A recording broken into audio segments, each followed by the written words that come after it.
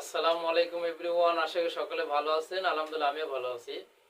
আমরা অনেক ক্ষেত্রে বলে থাকি, এখনই যাওয়ার সময়, এখনই খাওয়ার সময়, এখনই ঘুমানোর সময়, এখনই লেখার সময়, এখনই পড়ার সময়, এখনই খেলার সময়, এখনই ভ্রমণ করার সময়।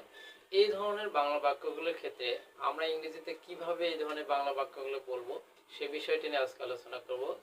তো এই ধরনের বাংলা বাক্যগুলোর ক্ষেত্রে আমরা ইটস টাইম টু প্লাস ভার্বের বেস ফর্ম ব্যবহার করব।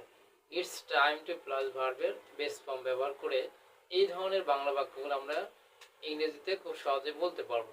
তো এখনই যাওয়ার সময় ইটস টাইম টু গো, এখনই খাওয়ার সময় ইটস টাইম টু ইট, এখনই পড়ার সময় ইটস টাইম টু রিড, এখনই লেখার সময় ইটস টাইম টু রাইট, এখনই ভ্রমণ করার সময় it's time to travel, it's time to travel, এখনই খেলার সময় it's time to play, it's time to play, এখনই স্কুলে যাওয়ার সময় it's time to go to school, it's time to go to school, এখনই ইংরেজি শেখার সময় it's time to learn English, it's time to learn English, এখনই ঘুমানোর সময় it's time to sleep, it's time to sleep,